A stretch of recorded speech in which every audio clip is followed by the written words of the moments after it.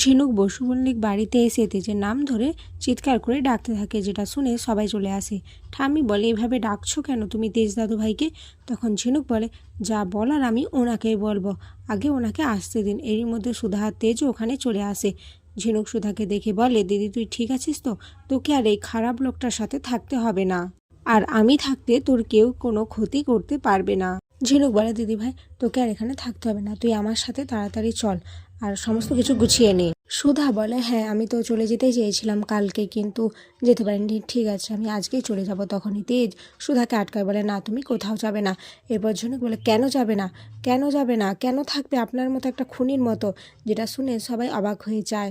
সবাই জিজ্ঞেস করে যে খুনি খুনি মানে কি? এরপর ঝিনুক বলে যে তেজ সুধাকে মেরে ফেলার চেষ্টা করেছে, যেটা শুনে সবাই আরও বেশি চমকে ওঠে।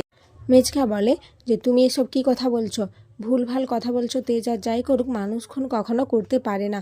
আর তেজ কেন খুনি হবে? খুনি তো তোমরা, তোমাদের ফ্যামিলি। আমাদের ডলি মেয়েটাকে কিভাবে মেরে ফেলে দিলে? ঝিনুক বলে, দেখুন আপনি কিন্তু অন্য কথা যাচ্ছেন, আর আমার কাছে সলিড প্রমাণ রয়েছে। আমি প্রমাণ ছাড়া কোনো কথা বলি না। এরপর ইসিকাকে নিয়ে আসা হয়। ইসিকাকে দেখে সবাই চমকে ওঠে। সুধা বলে, ইসিকা এখানে কি করছে? তখন ঝিনুক বলে, ইসিকা এই তো আসল গুটি। ইসিকাই তো তোর শরবতে বিষ মিশিয়েছিল। যখন তোর শরীর খুব খারাপ করেছিল, যখন হসপিটালে আমাদের জানানো হলো যে তো বিষক্রিয়ার ফলে তোর শরীরের অবস্থা এরকম হয়ে গেছে, তখন আমি ভেবেছিলাম যে তুই তো শুধুমাত্র অসুস্থ হওয়ার আগে ওই শরবতটাই খেয়েছিলি, যেটা ইসিকা দিয়ে দিয়েছিল। ওর মধ্যে নিশ্চয়ই কিছু পাওয়া যাবে। এরপর ওটা ল্যাব টেস্ট করে আমি জানতে পারি যে ওতে বিষ রয়েছে।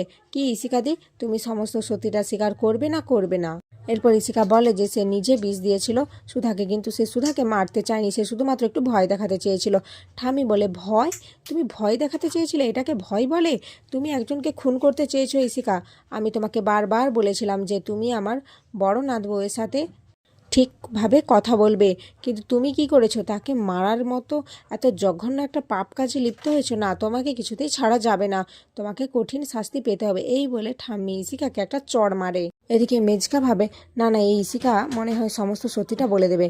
না না, ওকে আমাকে কিছু একটা বোঝাতে হবে। এরপর ইসিকার কাছে গিয়ে মেজকা বলে, এই তুমি কি শুরু করেছো বলো তো? কি শুরু করেছো? আমাদের বাড়ির বউকে তুমি এভাবে মারতে চাইছো? ছি, তোমার মতো মেয়েকে তো এই বাড়ির চৌকাঠ পর্যন্ত পেরোনো দেওয়া উচিত ছিল না।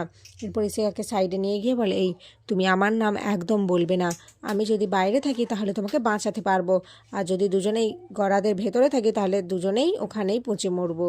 এদিকে ঝিনুক বলে, কি অসুরমশাই, ইসিকার কানে কানে আপনি এত কি কথা বলছেন?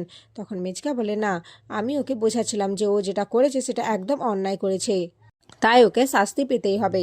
ঝিনুক বলে, শুধু ইসিকাদি একা নয়, আমার জামাইবাবু মানে মিস্টার তেজ বসু মল্লিক, উনিও সমান দোষে দোষী। আমি আপনাকে ভগবান মানতাম, ভেবেছিলাম আপনি থাকতে আমার দিদির কোনো কষ্ট হবে না, কিন্তু আপনি আমার দিদির জীবনের মূল কষ্ট। আপনি আমার দিদিকে ছাড়খাড় করে দিচ্ছেন। আমি এক মুহূর্তও আপনার কাছে আমার দিদিকে রাখবো না। এদিকে তেজ ঝিনুক বলে চিৎকার করে ওঠে। ঝিনুক বলে, আমাকে ধমকাবেন না, নিজে অন্যায় করবেন আর এখন আমাকে ধমকাচ্ছেন? বলুন কেন করলেন? আপনি কি জন্য করলেন? তেজ বলে, না আমি কিছু করিনি, আমি ড্রিঙ্ক করেছিলাম, তার ঘোরে হয়তো আমি কিছু বলে দিয়েছি, কিন্তু আমি কিছু করিনি, বিশ্বাস করো আমার ঠিক মনে পড়ছে না। তখন ঝিনুক বলে, বাহ, আপনি খুব ভালো কথা বললেন। নিজে মদ খেয়ে মাতলামি করবেন আর এখন বলবেন কিছু মনে পড়ছে না। কেন? আপনার বান্ধবীর সাথে আপনার যে কথাবার্তা ছিল সেগুলো কি আপনি এত তাড়াতাড়ি ভুলে যাবেন? এদিকে তেজ নিজের মনে মনে খুব কষ্ট পেতে থাকে। সে বুঝতে পারে যে সে হয়তো মদের ঘরে এমন কিছু বলে ফেলেছিল যার জন্য ইসিকা এরকম একটা স্টেপ নিয়েছিল, আর তেজ তাকে কোনো কিছু বলেনি যখন সে প্রথম জানতে পেরেছিল। তাই তেজ নিজেকে দোষী ভাবতে থাকে। এরপর ঝিনুক বলে, না, এবার অ্যারেস্ট করে নিয়ে যান আশুতোষ স্যার, আমি আর এদেরকে সহ্য করতে পারছি না। এরই মধ্যে সুধা জেঠিমা ওখানে চলে আসে আর বলে, সুধা তুই বেঁচে আছিস? আমরা অবাক হয়ে যাচ্ছি যে তুই বেঁচে আছিস। আমরা সত্যি খুব খুশি হয়েছি। সুধা, কেন তুই এভাবে লুকিয়ে রেখেছিলিস আমাদের থেকে নিজের পরিচয়? তো বল। এরপর সুধা জেঠিমা সমস্ত ঘটনা বুঝতে পেরে বলে, কি এখানে এত চুপচাপ কেন সবাই? তারপর ঝিনুক সমস্ত কথা সুধা জেঠিমাকে বলে, যেটা শুনে তিনি বলে যে এখানে আর এক মুহূর্ত নয়, সুধাকে এখান থেকে নিয়ে চলে যাবে। যে বাড়িতে তার সম্মান নেই সেখানে সে থাকবে না। এদিকে সুধাও ঠিক করে যে সে ওই বাড়িতে আর থাকবে না। মেজো মা বলে, মা আপনি কিছু একটা করুন, সুধা এই বাড়ি থেকে চলে যাচ্ছে। তখন ঠাম্মি বলে, যেতে দাও মেজো বৌমা, আমি নাথ বউকে আটকাতে পারবো না, কারণ তেজ দাদুভাই যে অন্যায় করেছে তাকে তার শাস্তি পেতেই হবে, আর সেই শাস্তি দেবে আমার বড় নাথ বৌমা। তখন সুধা মেজমাকে বলে, আচ্ছা মেজমা, আমি যদি তোমার বৌমা না হয়ে মেয়ে হতাম, যদি আমি রেশমি হতাম, দিদিভাই হতাম, তাহলে তুমি একবার আমার জায়গায় মানে ভেবে দেখো না যে আমার কি করা উচিত। ওনাকে ছেড়ে দেওয়া উচিত, না ওনার সাথে আবার মানিয়ে নিতে হবে? সমাজে সবসময় কেন মেয়েদের মানিয়ে নিতে হবে আমাকে বলবে? সবসময় মেয়েদের কেন কৈফিয়ত দিতে হবে? কেন তাদের কেউ বিশ্বাস করবে না? এদিকে তেজ বুঝতে পারে যে সুধা কথাগুলো তাকেই ইশারা করে ইঙ্গিত দিয়ে বোঝাচ্ছে। তেজ সুধাকে বোঝানোর চেষ্টা করে, কিন্তু সুধা কোনো কিছু বুঝতে চায় না। এরপর তেজ বলে, ঠিক আছে, তোমরা যখন চাইছো যে আমি দোষ করেছি, কিন্তু তোমরা বিশ্বাস করতে চাইছো না, তাহলে আমি সেই দোষ নেব, আমি আমার পাপের শাস্তি পাবো। অফিসার, আমাকে নিয়ে চলুন।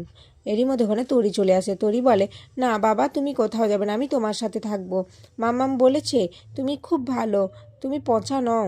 এদিকে তখন ঝিনুক বলে, বাবা, তোমার বাবা এখন একটু কাজে যাবে, তাই তুমি ওনাকে আটকে না, তুমি আমাদের সাথে চলো, আমরা অনেক মজা করব, খেলবো।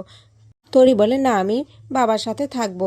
এদিকে সুধা জেঠিমা বলে যে এই সমস্ত কাজ নিশ্চয়ই প্ল্যান করে করেছে, কারণ প্রীতমেরও অ্যাক্সিডেন্ট হয়েছে, আর সেই দিনই সুধাকেও বিষ দিয়ে মারার চেষ্টা করা হয়েছিল। এদিকে তেজ এটা জানতো না, এটা শুনে তেজও অবাক হয়েছে আর বলে, তার মানে ইশিকা সুধাকে আগেই মেরে ফেলার প্ল্যান করেছিল? ছি, আমি এরকম একটা মেয়ের সাথে নিজের মনের কথা শেয়ার করতে চেয়েছিলাম। না না, এটা আমি অনেক অন্যায় করেছি, তাই আমাকে শাস্তি পেতেই হবে। এরপর তেজকে যখন পুলিশ অফিসাররা নিয়ে যাবে, তখনই সুধা দাঁড়াতে বললে সবাই দাঁড়িয়ে যায়, আর সবাই সুধার মুখের দিকে চেয়ে থাকে। আর এখানে আজকের পর্ব শেষ হয়ে যায়।